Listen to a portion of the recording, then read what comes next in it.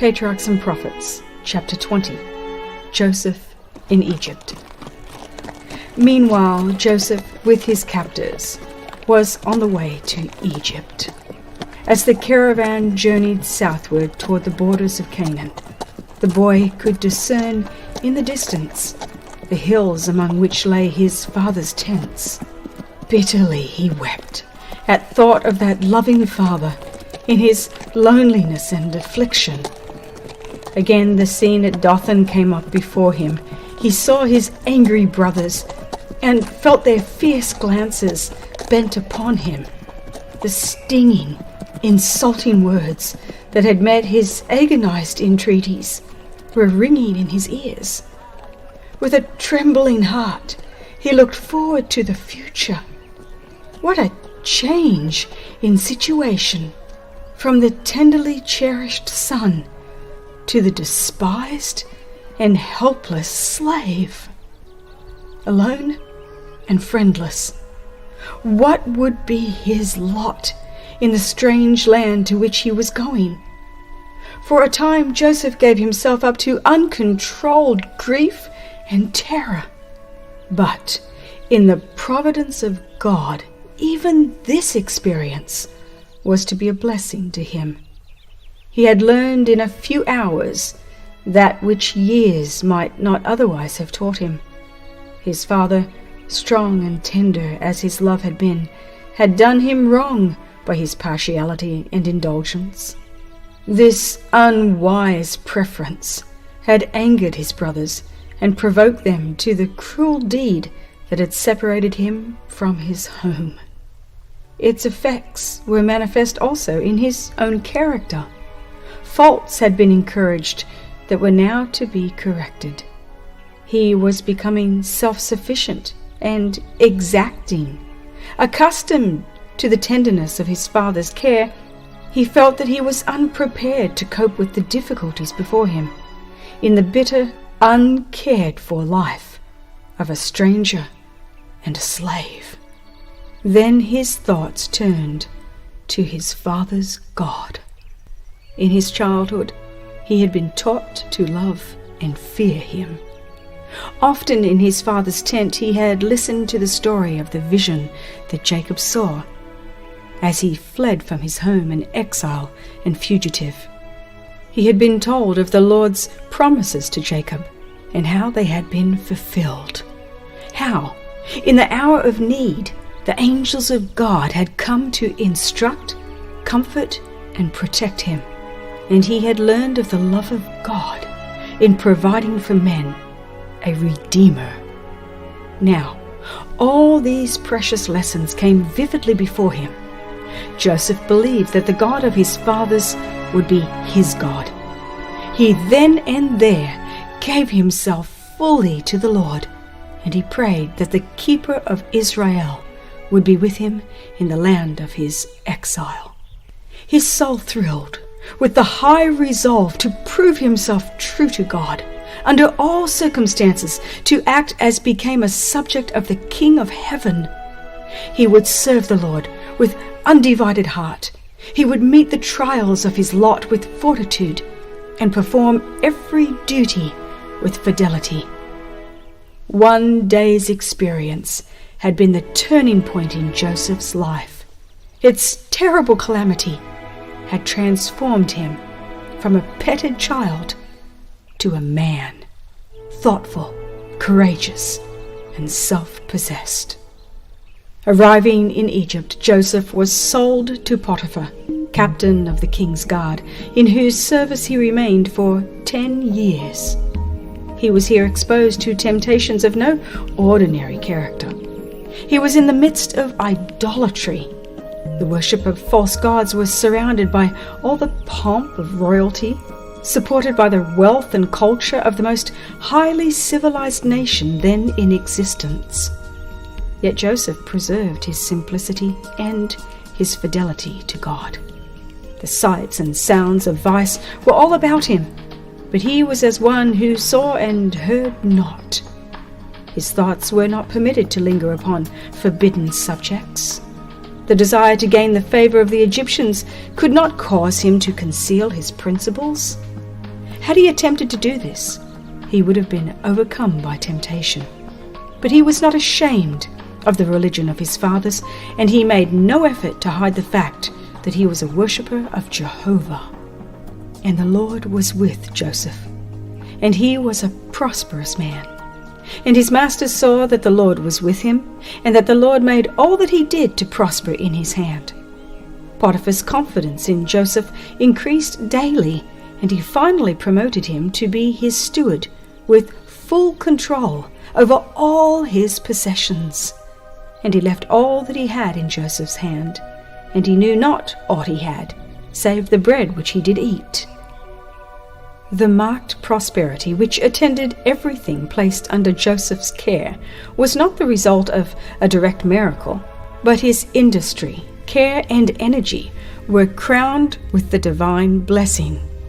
Joseph attributed his success to the favor of God, and even his idolatrous master accepted this as the secret of his unparalleled prosperity. Without steadfast, well-directed effort, however, success could never have been attained. God was glorified by the faithfulness of his servant.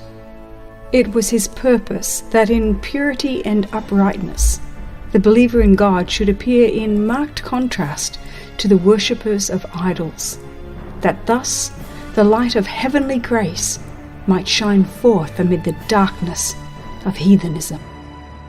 Joseph's gentleness and fidelity won the heart of the chief captain, who came to regard him as a son rather than a slave. The youth was brought in contact with men of rank and learning, and he acquired a knowledge of science, of languages, and of affairs, an education needful to the future prime minister of Egypt.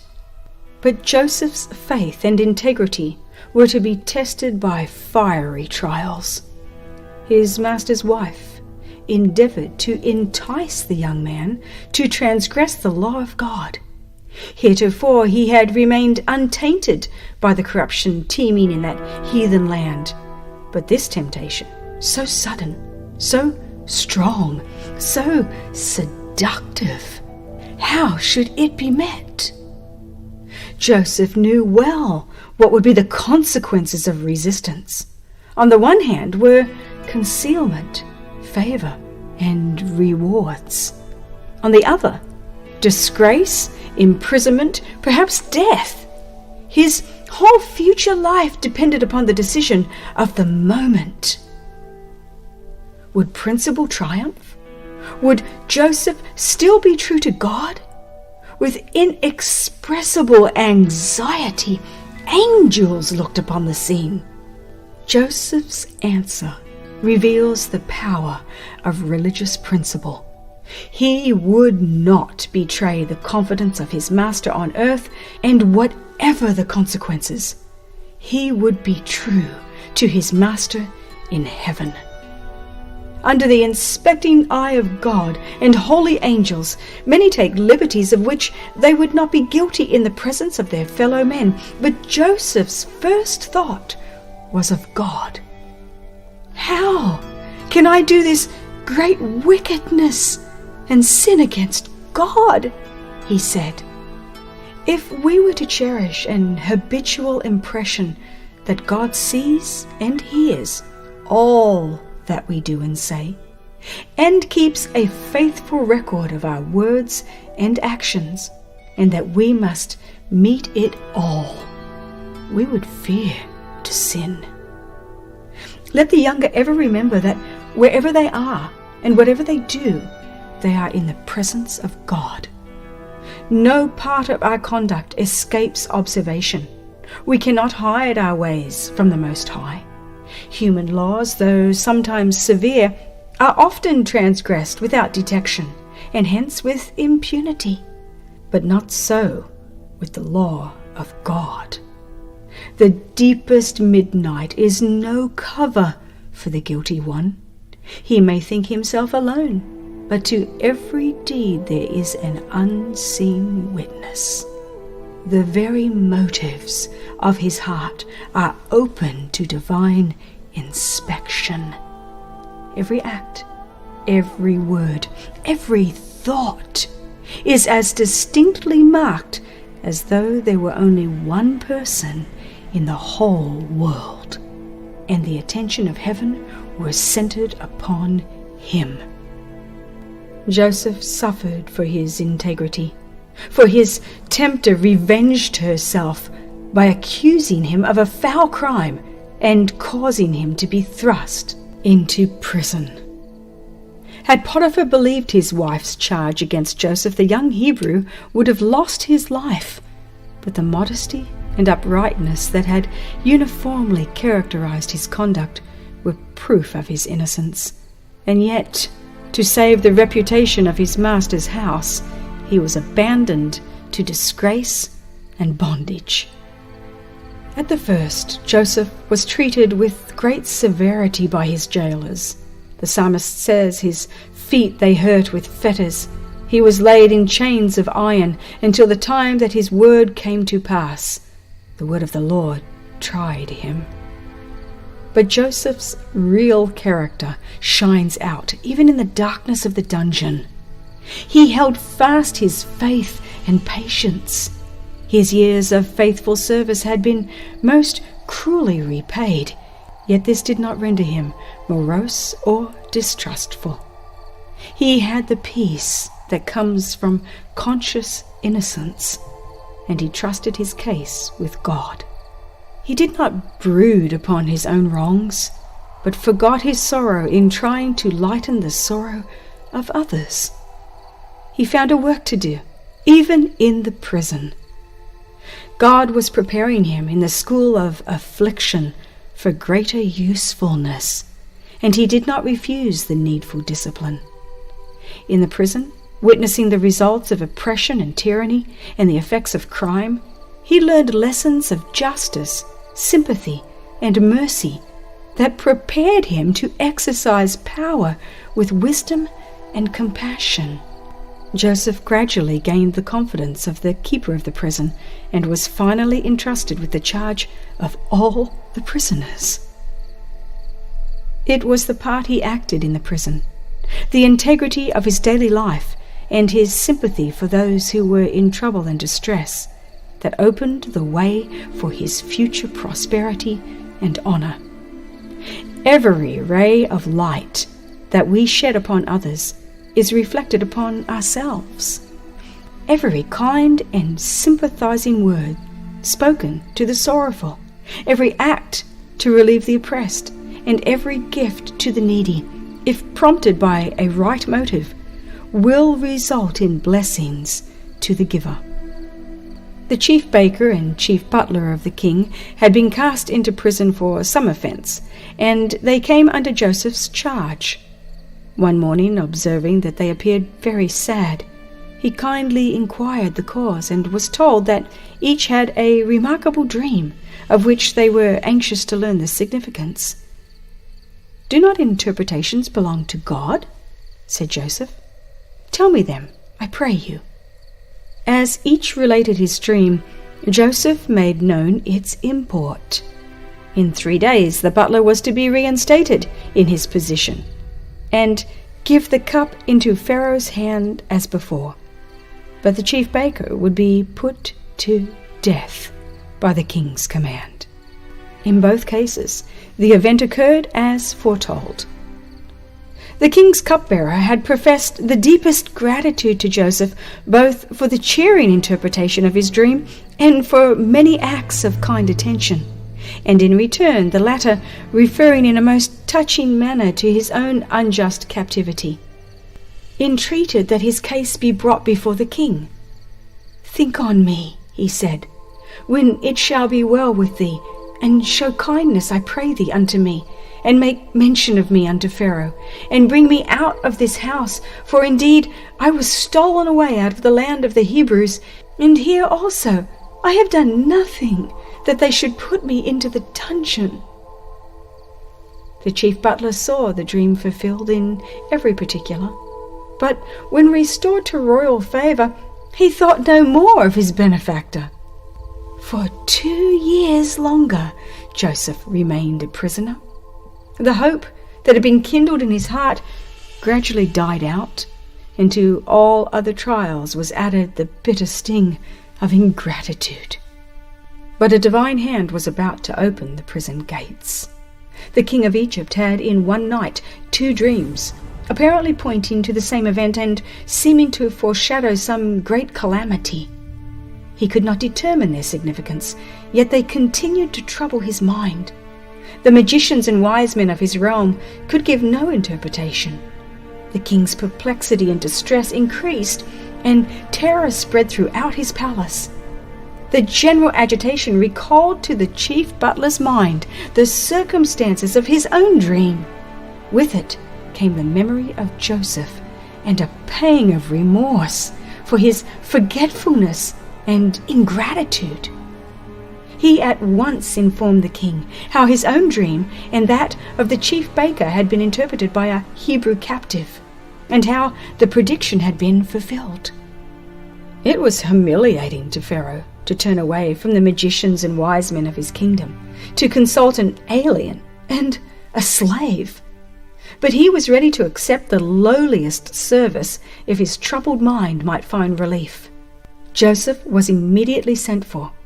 He put off his prison attire and shaved himself, for his hair had grown long during the period of his disgrace and confinement. He was then conducted to the presence of the king. And Pharaoh said unto Joseph, I have dreamed a dream, and there is none that can interpret it. And I have heard say of thee that thou canst understand a dream to interpret it.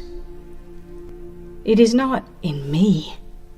God shall give Pharaoh an answer of peace. Joseph's reply to the king reveals his humility and his faith in God. His modesty disclaims the honor of possessing in himself superior wisdom. It is not in me. God alone can explain these mysteries. Pharaoh then proceeded to relate his dreams. Behold, I stood upon the bank of the river, and behold, there came up out of the river 7 kin, fat-fleshed and well-favored, and they fed in a meadow. And behold, 7 other kin came up after them, poor and very ill-favored and lean-fleshed, such as I never saw in all the land of Egypt for badness. And the lean and the ill-favored kin did eat up the first 7 fat kin.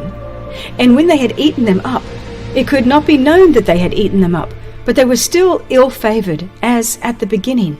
So I awoke.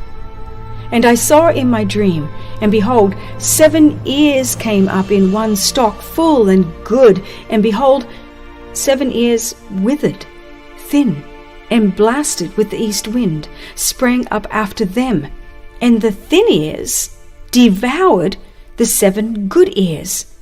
And I told this unto the magicians, but there was none that could declare it to me. The dream of Pharaoh is one, said Joseph. God hath showed Pharaoh what he is about to do. There were to be 7 years of great plenty. Field and garden would yield more abundantly than ever before, and this period was to be followed by 7 years of famine.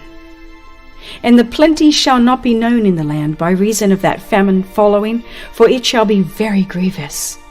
The repetition of the dream was evidence both of the certainty and nearness of the fulfillment. Now therefore, he continued, let Pharaoh look out a man discreet and wise, and set him over the land of Egypt. Let Pharaoh do this, and let him appoint officers over the land, and take up the 5th part of the land of Egypt in the 7 plenteous years, and let them gather all the food of those good years that come, and lay up corn under the hand of Pharaoh, and let them keep food in the cities, and that food shall be for store to the land against the 7 years of famine. The interpretation was so reasonable and consistent, and the policy which it recommended was so sound and shrewd, that its correctness could not be doubted. But who was to be entrusted with the execution of the plan? Upon the wisdom of this choice depended the nation's preservation.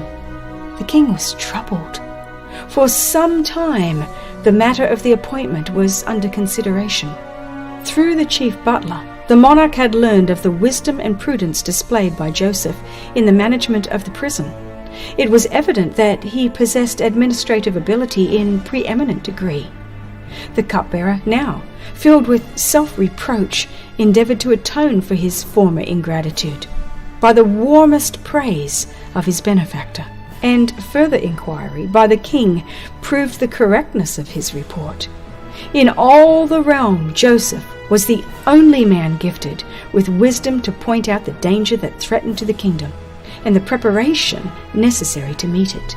And the king was convinced that he was the one best qualified to execute the plans which he had proposed. It was evident that a divine power was with him, and that there were none among the king's officers of state so well qualified to conduct the affairs of the nation at this crisis. The fact that he was a Hebrew and a slave was of little moment when weighed against his evident wisdom and sound judgment. Can we find such a one as this is, a man in whom the Spirit of God is? Said the king to his counselors. The appointment was decided upon, and to Joseph the astonishing announcement was made. Forasmuch as God hath showed thee all this, there is none so discreet and wise as thou art. Thou shalt be over my house, and according unto thy word shall all my people be ruled. Only in the throne will I be greater than thou.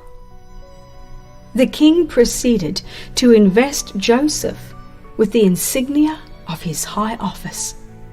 And Pharaoh took off his ring from his hand, and put it upon Joseph's hand, and arrayed him in vestures of fine linen, and put a gold chain about his neck, and he made him to ride in the second chariot which he had, and they cried before him, Bow the knee. He made him lord of his house, and ruler of all his substance, to bind his princes at his pleasure, and teach his senators wisdom. From the dungeon Joseph was exalted to be ruler over all the land of Egypt.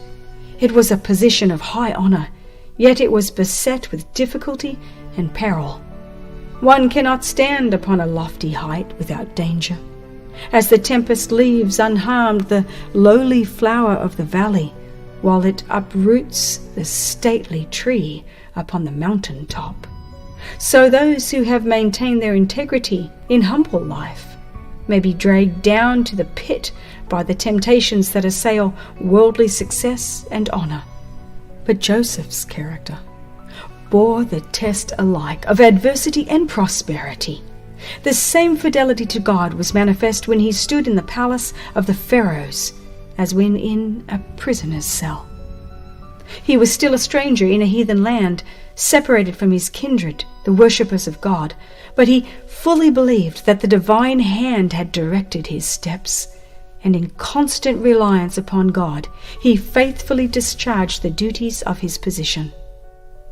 Through Joseph, the attention of the king and great men of Egypt was directed to the true God, and though they adhered to their idolatry, they learned to respect the principles revealed in the life and character of the worshipper of Jehovah. How was Joseph enabled to make such a record of firmness of character, uprightness, and wisdom? In his early years, he had consulted duty rather than inclination, and the integrity, the simple trust, the noble nature of the youth bore fruit in the deeds of the man. A pure and simple life had favored the vigorous development of both physical and intellectual powers. Communion with God through his works and the contemplation of the grand truths entrusted to the inheritors of faith had elevated and ennobled his spiritual nature, broadening and strengthening the mind as no other study could do. Faithful attention to duty in every station, from the lowest to the most exalted, had been training every power for its highest service. He who lives in accordance with the Creator's will is securing to himself the truest and noblest development of character. The fear of the Lord, that is wisdom, and to depart from evil is understanding.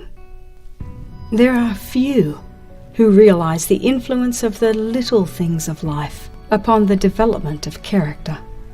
Nothing with which we have to do is really small. The varied circumstances that we meet day by day are designed to test our faithfulness and to qualify us for greater trusts. By adherence to principle in the transactions of ordinary life, the mind becomes accustomed to hold the claims of duty above those of pleasure and inclination. Minds thus disciplined are not wavering between right and wrong, like the reed trembling in the wind. They are loyal to duty because they have trained themselves to habits of fidelity and truth. By faithfulness in that which is least, they acquire strength to be faithful in greater matters. An upright character is of greater worth than the gold of Ophir. Without it, none can rise to an honorable eminence. But character is not inherited. It cannot be bought. Moral excellence and fine mental qualities are not the result of accident. The most precious gifts are of no value unless they are improved. The formation of a noble character is the work of a lifetime and must be the result of diligent and persevering effort.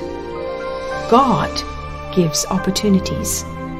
Success depends upon the use made of them.